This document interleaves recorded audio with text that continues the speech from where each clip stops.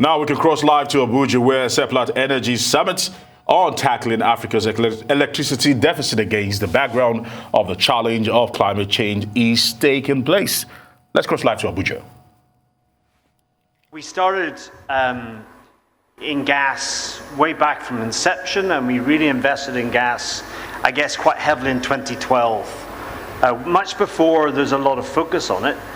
And when we did that, there was no gas price in the market at all. Okay, so we took the risk that when we believed in that the gas market, the domestic gas market, would grow quite rapidly in Nigeria, and I'm glad to say that we have then proven that to be true. So when we look at we look at our business and we say, okay, so what are we? We're upstream oil and gas, we're midstream gas, and we look at the evolution of the company and the strategy. Is Petroleum Development Company Limited, does that really reflect where Seplat is today? And of course the answer is no, it isn't. So therefore we said, right, well, look, I think energy is a better capture of what we're going to do. And if I just summarize it very simply, we try to make this as simple as possible, a strategy. It's on 3 pillars. Pillar 1, which is our upstream oil and gas. And that is, we're going to continue to do that. But that business for us is efficiency, new technology, and really trying to lower our costs. So we're the lowest cost producer. And also quite critical in the pillar 1 is we're quite a big employer, and there's a lot of social development we do within that pillar. Then we get into pillar 2, which is what we invested back in 2012, which is our midstream gas processing business. And we looked at that pillar and said, are we really servicing that entire value chain? So we said, no, we're not. So what we're doing is we're expanding in our gas processing business, but also what we're doing is on all our gas plants, we're putting LPG modules, and we're actually looking to put CNG modules and then create an LPG CNG business. But as we build out, we look down the value chain, and in fact, we really need to start to look at gas to power, and predominantly because we need to build out gas in a big way. As we then move into our bridge on our 3rd pillar, which is really where the future is going to be, which is our renewable pillar. So this is where we go into most likely solar, but it could be geothermal and other options, and that's how we build out our business. So when we call ourselves energy, it's not about stuff we're about to do, it's actually we are doing that today. Yeah, thank you very much. But the needs of the market is still in oil and gas, not the renewables that you are making us believe. How long will this need be? And when do we begin to use this, your wind farm you have on display? So you're right. What is very critical here that we don't forget what we are today, which is really important.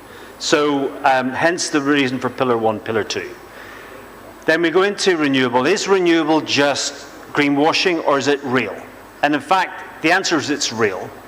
That this business in Nigeria, renewable energy is a future energy as part of the mix. We've heard a lot today. It's not one fuel source, it's not one solution to transition, it's a combination of that. And so, for us, we don't think there's going to be enormous opportunities in wind, but that's not true of solar. There is going to be enormous opportunities in this country of solar. It's going to be a mixture of off-grid, small-scale solar, and it's going to be on-grid, bigger-scale solar projects. And Seplat is looking at both lots, and actually looking to see what makes sense as this business. So it's not just putting it down on a piece of paper, it's actually we're acting on today. Thank you to the non-executive director. Do you consider it a new colonialism where you are being made to pay for the sins of the developed world right now, when you are ready to go? Thank you very much for this question. And I think I cannot say yes, but it's actually very close to yes, if you look at it on the range. Because clearly, we are in a situation whereby oil and gas actually was used to develop the entire world to this stage. And what we are talking about now is that the 80% contribution to the emissions that we are talking about today that need to be eliminated is actually caused by industrial countries from the industrial benefited from. With our only little contribution of 20%, we are now asked to work together to eliminate it. So I can't say it is actually not a win-win situation, but we need to actually work together for us to understand ourselves and see what each and everybody will contribute. And that's why even the Paris Agreement was talking about each country's independent contribution to what will be the solution. And I think the only solution for us is for us to actually all go together, well prepared with what we need to do, because everybody agree that we cannot take the same path to solve the problem. We're in the same habitat, everybody is in the same global situation that everybody is happy to have a greener and better world. But we cannot be responsible for others' irresponsibilities. So clearly, I think it is trying to sort out a problem that is caused by the few, but unfortunately they were the controlling few that control not only the economy but the politics. So clearly, I think what we need to do is to see what has to be done from both sides. From our side as Africans, I see three different scenarios which has to be done simultaneously. One, I think we must continue to use what we have to ensure that we sustainably reduce emission out of it. So we should continue producing oil and gas until that time that the fastest period we can see today is that even by 2050, the maximum reduction we can see in the oil production, oil demand is about 55%. That is going from the current day 100 million barrels per day to about 55 million or 45 million barrels per day, even at 2050. So it does not mean that there will not be any fuel or any fossil fuel or any oil production at that time. We have to actually ensure that we know that we have oil now, and if we are to industrialize, even the oil and gas that we have today is not adequate. Like Simbi is saying, if we are even to triple our actual production for gas today, we may not be out of gas in the next 30 years. It's not true. By the time we actually start industrializing and we multiply what we are producing today in terms of gas, which is just about 10 billion cubic feet of gas a day.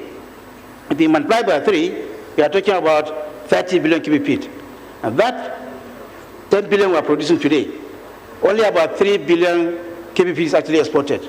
About 1 billion is used domestically. The other 4 billion is actually either used in the production of oil and gas in the field or trade. So clearly we are only utilizing about 60% commercially. Now, if you actually look at that 10 billion cubic feet of gas production every day, we are talking about 3 trillion cubic feet of gas a year.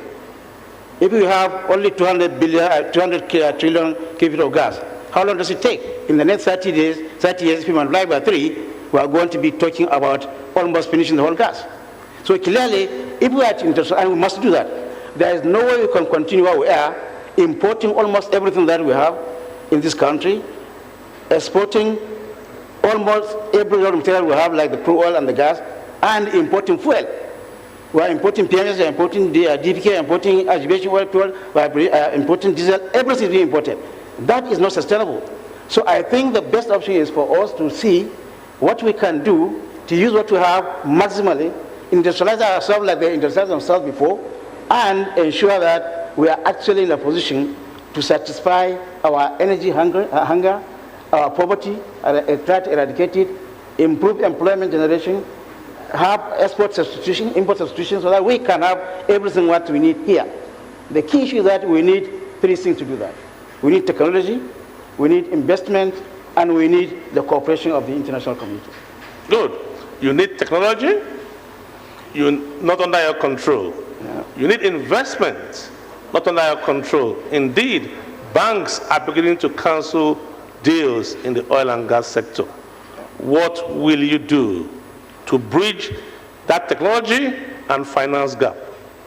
Yes, if you look at even the Paris Agreement, they also appreciate the fact that there is need to support the developing countries. The only problem is how to do that support can be done. But even the quantum of money required has been determined that $100 billion should be given every year. Understand about 80 billion is available, and they are thinking that before the 20th of November, before the COP26, that 100 billion will be available. Now, the utilization of that 100 billion is very important, it's key. So we must demand for it and use it effectively. So that's one thing. Secondly, in as long as we continue to produce oil, and as long as the world continues to use the oil, we'll get the money. The only thing is that we must use that money, not the way we used to use it before, but actually reinvest it in making us energy sufficient and eradicating the poverty that we are talking about. That means, again, you are back to square one. You are relying on aid and grant. So now back to the CEO of Seplat. You are quoted in the London Stock Exchange. Do you see any danger, given that you are still a predominant producer of oil and gas? Yeah, I don't think it's a danger. I think, look, you've got to be clear now. We raised the bond last year. We did a $650 million bond. What we learned in that was, the ESG scoring is critical, right? But in that, I keep reminding people there's an S in ESG. People forget that. A lot of providers of capital think about the E. What do you do environmentally? Your oil. That's not good environmentally. And you go, no, actually we're not. We're gas. We're displacing diesel today. And that was a really big factor for us raising this bond, that they saw that we were reducing carbon today. Not tomorrow, not something that we're seeing in the future, today. And also the social agenda that we have. It's the employment, it's the healthcare programs, it's the education. There is the social development goals of the UN. There's 17 of them, 2 of which apply to energy, 15 or everything else. So when you start to then explain that to providers of capital, they go, and half the time, they're looking for the answer to be given to them. And that's the important thing. When you go to raise capital, you must give the answers that the questions they're going to get asked. So we're not concerned, but we don't take it for granted. It is getting more difficult. It is getting tighter. We do need the providers of capital and the governments, the COP26, to start to realize that there has to be a just transition. There has to be a fairness to how capital gets deployed, so that we can then allow us develop, allow us transition, and then build a better future. Good. You have discussed the issue of finance. Thank you. What about technology? How do you want to bridge that technology gap? Because without technology, you cannot be a cutting-edge global oil and gas company. And I agree 100%. So if you look at technology, I think as an industry, we've been good in certain areas of technology, oil, seismic, developments there. But in terms of how we run our businesses, we're not as efficient as we need to be running a business. If we were running a widget manufacturer, we'd be tight margins and running a very tight business. The oil and gas sector traditionally has not run a very tight business. It needs to. So we've got to be a very low-cost producer. Technology, artificial intelligence, there's a lot more technology coming into the sector. We've got to employ it. We've got to bring it into Nigeria. The government has done quite a lot, though. They've created a technology center, which is very, very critical, and actually sharing information. And that's one message I've got to put across. We as an industry must share information much more efficiently than we do today. We're not a bunch of individuals fighting against each other. What we're trying to do is for Nigeria is we are one group of producers of oil that sells it predominantly overseas. And so we must come together as a nation and actually bring in the technology, share the technology amongst the producers of oil, so we are the lowest cost producer, or lowest quartile producer in the world. Then our oil will be used and sold globally. I know you're itching to ask another question, but one quick point to make is, our oil is an ATM. It's our bank today. It's about getting the oil out of the ground, selling that oil efficiently as we can, and let's reinvest that for the future. It's critical we do that as an industry. Thank you. Let me ask Alhaji Bello. Let us assume you are a regulator today, you know your country has little or no electricity, will you allow electric cars? Where will they be charged? In your gas stations? How will the competing needs for an electric car and having electricity for school compete? Well, as a regulator, I don't think it's an issue to actually not allow electric car to be charged. Because, in fact, anybody who can afford electric car can afford electricity. Because it's not cheap, even in the developed world. So to me, the key issue is to look at the issue of energy access and sort it out. For a long time, Nigeria has been in this situation, and I think it's a general agreement that we must solve the problem of electricity in the country. Energy access, and in particular, electricity access in Nigeria, is something that I think we have seen the solution already. What's the solution? The solution is that we already now, as we speak today, have more than enough resources to make it happen. The only problem is the other smaller issues like commercial enablers. Like Onyema said earlier this morning, in as long as we don't have commercial agreement to take from A to B, to have a handshake that will make you happy as a commercial producer of that gas and generator of that power, as well as the buyer of that power at the end of the value chain, there will be problems. Whether there is gas, or you are using oil to produce the gas, or you are using solar, whatever you are using, you must have those very simple things that will make it happy. Because clearly commercial agreements is what makes the entire system sustainable. So I think by the time we have that sorted out, and I think it's a very simple thing that requires engagement. To me, as we speak today, I think it is labor that is holding the whole issue. And as soon as labor is convinced that we cannot continue the way we are doing it today, we will not actually reach that target. Because as we speak today, we have the opportunity to produce up to 12 gigawatt of power, that capacity. But what we are producing to the end consumer is less than 4, maximum 5 when we have the best peak. Now, if we have that 7, that is redundant. It's a lot of waste. It's a lot of money being wasted by both those who invested money in doing that investment to generate that power that cannot be generated, and the fact that we cannot actually also utilize the gas that is there also in the country. Because as long as we don't have commercial agreement to make that power available and also to gas more commercial, it means it is easier and better for the IOCs to export that gas overseas. Again, of course, they need energy too. So anybody that is anywhere, if you look at what is going on today is like the reverse of what was happening in the 70s. At that time, American government was asking every American company to go out anywhere in the world that's oil and gas and look for it, explore for it, and we support you. Now they're saying that go anywhere you are producing oil and gas.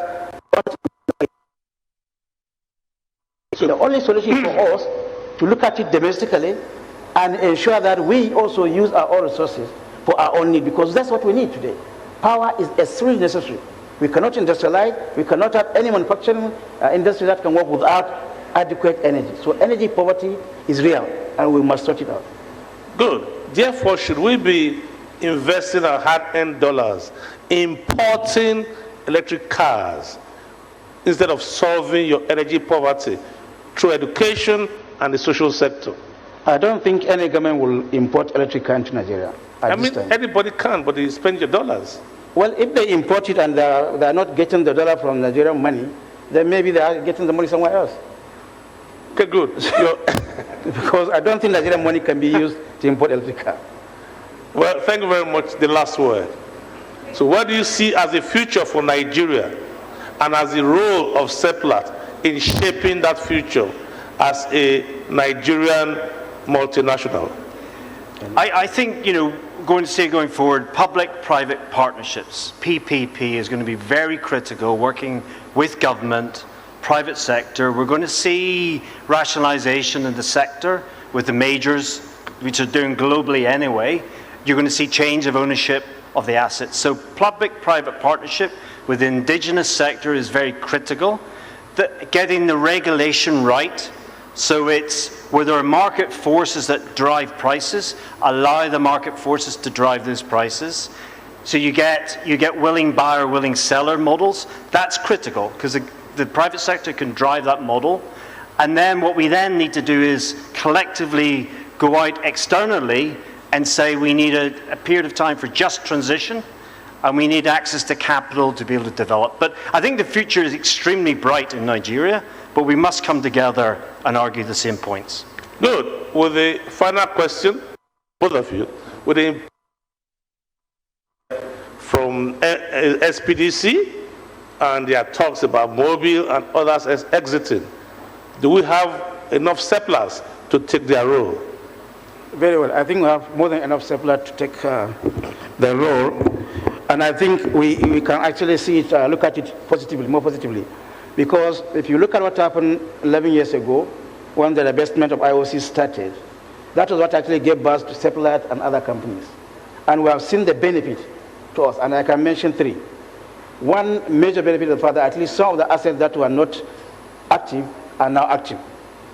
Some of the assets that were actually almost abandoned are now coming back to life, and we can see the result in the national or local oil companies operating in those areas.